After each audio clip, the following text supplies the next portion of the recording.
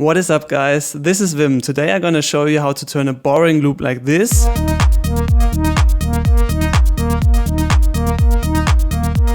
and turn it into this.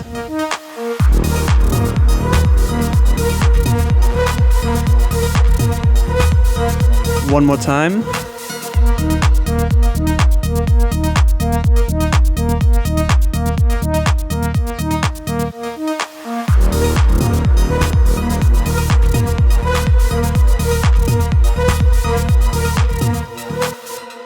So, let's get started with the kick and bass.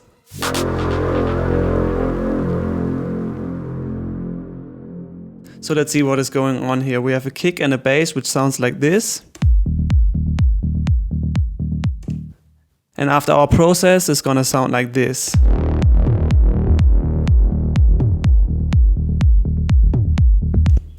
So first we start off with a very basic pattern. As you can see, no velocity going on.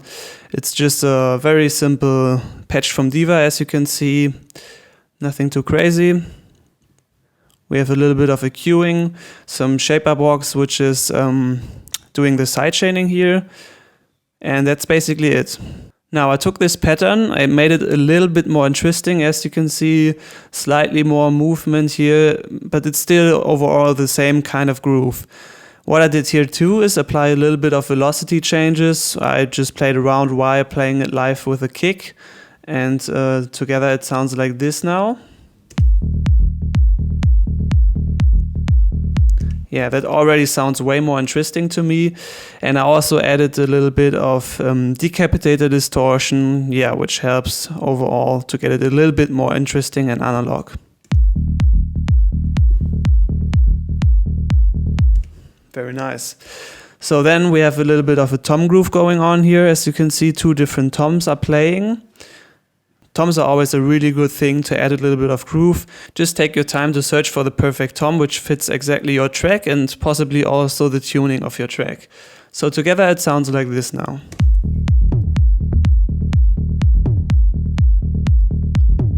Yeah, that's way better. Then we have again a bass hit from my own presets. And I will share all of those presets I made myself soon, so stay tuned for that. Together it sounds like this.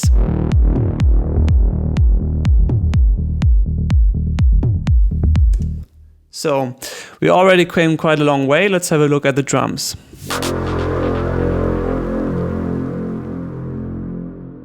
So for the clap we start out with the very basic patch. I'm gonna turn on this thing here. As you see, nothing interesting. And after our process it sounds like this. So the first thing you will notice is that we slightly changed the pattern from a classic clap pattern like this to something like this, which also helps to emphasize the groove on the track.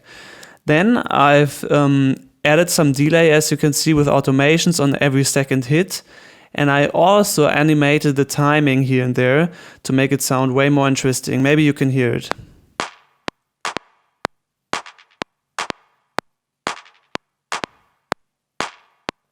That are just those tiny details that help to make the track way more interesting.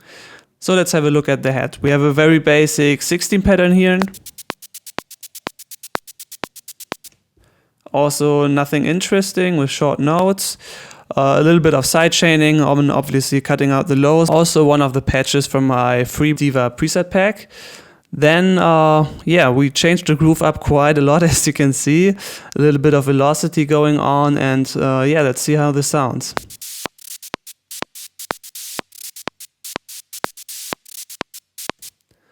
So that sounds way more interesting to me. As you can see, it's very important to play around with the length of the notes because we have the sustain all the way up. So together the drums sound like this.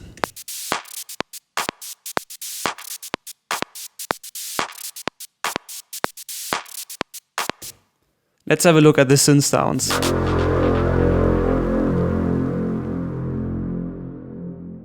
We start off with a basic pattern again. As you can see, no velocity going on, no automation going on, so it sounds like this.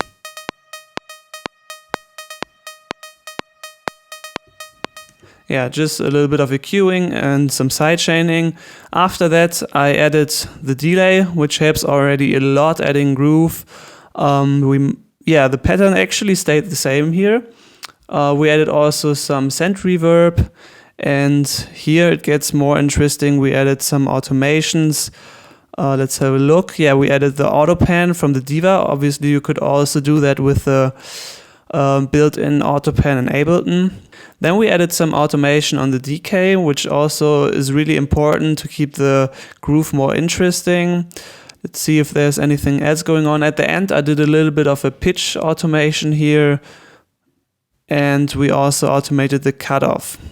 And then we turned out the built-in Ableton effects. Let's have a look what this is. We have a phaser going on here and also another delay, which add a little bit more movement to the track. Let's see the before and after.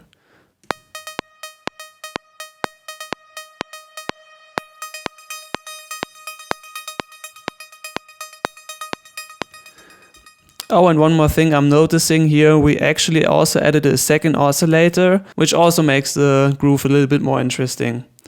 So let's have a look at the lead. This is the pattern we started off with the lead. Again, simple EQing and sidechaining going on, and we turned the sound into something like this.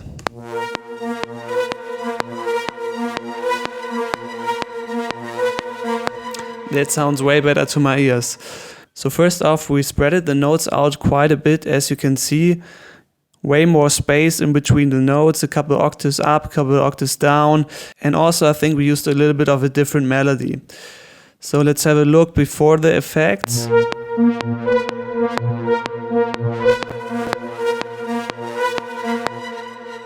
As you can see, we also automated the frequency. And here and there we added a little bit of FM. Another thing you will see very often in my tutorials is that I add random from the presets here in Ableton. You can find it under the velocity tab, and then you can find it here. I always turn it down a little bit. You can use it for drums too. It's really nice to add more randomness and analog feeling to your track. As you can see here, the velocity slider is quite far up, so this random effect actually also has an effect on it. First, this is one of the presets I made. I really like the vocoder effect, but I don't like it when it has too many bands. It has more this classical vocoder effect, but I like to have just 1, 2, or sometimes 4 bands applied. So now just adding the high frequency, as you can see, not too much, and it sounds like this.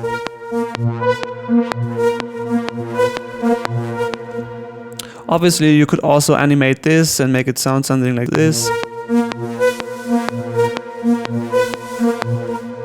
Yeah, just play around with it.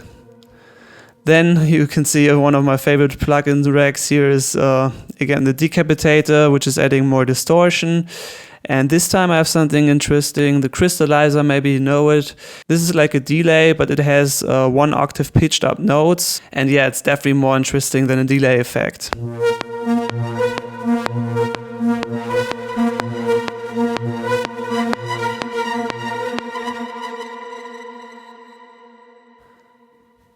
After that, again, just basic EQing, some shaper box for auto pan again, and that's almost it. As you can see, what I forgot to mention, that I also applied some group processing, for example on the drums.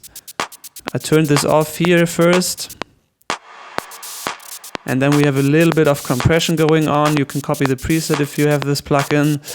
I really like this one for drums, it really works good. And it also adds more movement. If you apply some group processing, it glues the drums together and it gives an overall more analog vibe to it. On the kick and bass group, I have the same thing applied, but a different plugin from Arturia. This one I really like on the kick and bass.